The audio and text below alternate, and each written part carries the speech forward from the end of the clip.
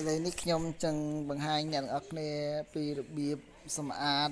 memory ទូរស័ព្ទរបស់អ្នកទាំងអស់គ្នានៅពេលដែលអ្នកទាំងអស់គ្នាប្រើ Messenger ឬក៏ Telegram អញ្ចឹងនៅពេលដែលអ្នកទាំងអស់គ្នា download ហើយមើល Telegram ហើយព័ត៌មានទាំងអស់នោះនឹងចូលទៅក្នុងទូរស័ព្ទរបស់អ្នកទាំងអស់គ្នាអ្នកទាំងអស់គ្នាត្រូវតែធ្វើការសម្អាតវាឲ្យបានញឹកញាប់ដើម្បីកាត់បន្ថយការស្តុក file នៅក្នុង Telegram ឬក៏ក្នុង Messenger ច្រើនអញ្ចឹងដើម្បីកាត់បន្ថយឬក៏ចូលទៅសម្អាតប្រភេទទូរស័ព្ទ Samsung ឬក៏ Oppo ខ្ញុំចង់បង្ហាញអ្នកទាំងអស់គ្នាទី1អ្នកទាំងអស់គ្នាអាចចូលទៅ file ដែលយើងឃើញ file នេះក៏បានណាយើងចូលទៅក្នុង file មួយហ្នឹងបើសិនជាអត់មានអ្នកទាំងអស់គ្នាត្រូវ download ចូលទៅក្នុង Play Store អ្នកទាំងអស់គ្នា search file ណា management ណាអ្នកទាំងអស់គ្នាអាច download file management មួយដើម្បីងាយស្រួលគ្រប់គ្រងទំន័យនៅក្នុងទូរស័ព្ទរបស់អ្នកទាំងអស់គ្នាណាឬក៏អ្នកទាំងអស់គ្នាចូលទៅក្នុង setting ចូលទៅក្នុង setting scroll down ហើយអ្នកទាំងអស់គ្នាឃើញខាងក្រោមនេះគឺ storage គេចុចលើ storage file ឃើញទិន្នន័យរបស់អ្នកទាំងអស់គ្នានៅខាងលើដូចជានេះគឺខ្ញុំប្រើឲ្យ 77G ហើយ total clean total memory ទូរស័ព្ទរបស់ខ្ញុំគឺ128អញ្ចឹងអ្នកទាំងអស់គ្នាអាច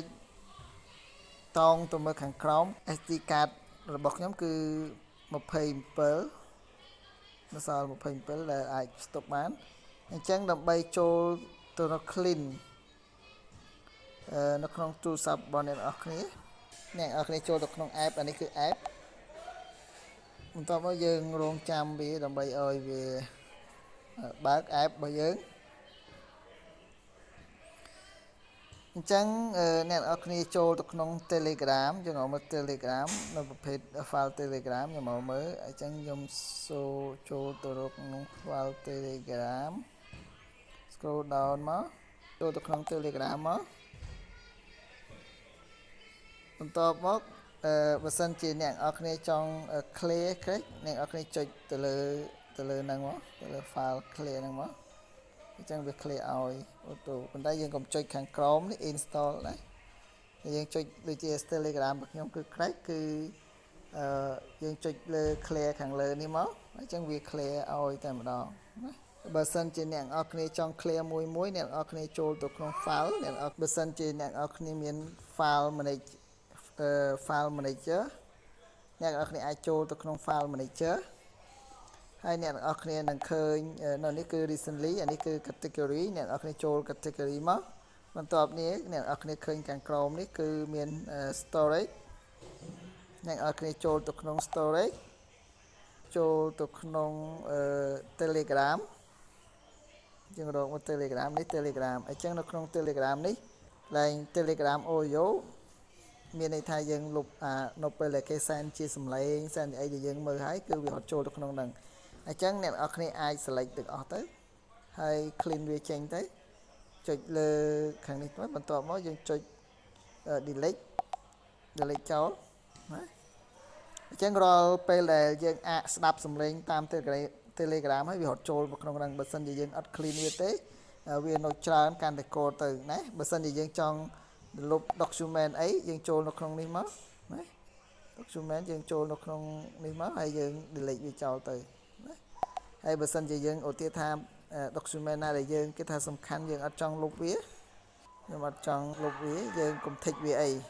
ទាហរណ៍ថាខ្ញុំចង់លុបអញ្ចឹងខ្ញុំលុបចោលទាំងអស់ទៅខ្ញុំអត់ចង់ទុកខ្ញុំរងចាំវាឲ្យវាលុបទាំងអស់ហើយយើងអាចធ្វើបានបើសិនជាយើងអត់លុបទេគឺនៅក្នុងទូរស័ព្ទរបស់យើងកាន់តែច្រើនទៅកុំឲ្យវាទុកច្រើនពេកអញ្ចឹងអាចធ្វើឲ្យទូរស័ព្ទរបស់យើងអស់គ្នាគាំង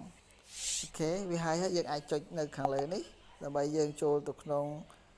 image អីផ្សេងទៀតដែលយើងចង់លុបណានៅនេះគឺ image ផ្សេងទៀតដែលយើងចង់លុបយើងដូចធ្វើដូចគ្នាមកចុចវាជាប់មកហើយវាthíchនៅខាងលើនេះមកហើយបន្ទាប់មកលុបវាចោលទៅវីដេអូក៏ដូចគ្នាដែរយើងចូលទៅក្នុងហ្នឹងហើយយើងសម្អាតវាទៅ តាក់ទងនឹងការលុបទិន្នន័យចេញពី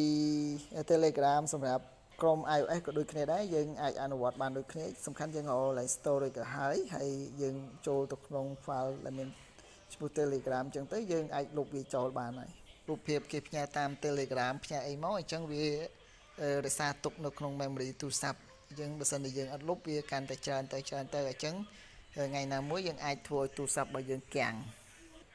បងប្អូនមួយចំនួនគាត់អត់ទាន់ដឹងតាក់ទងរបៀប delete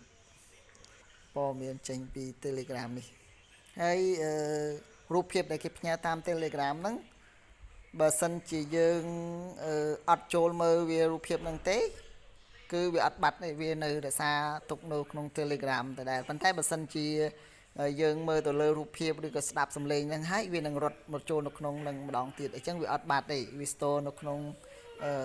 Telegram តែម្ដងទោះបីជាយើងលុបនៅនេះក៏ព័ត៌មាននៅក្នុង Telegram វាអត់បាត់ដែរប៉ុន្តែបើសិនជាយើង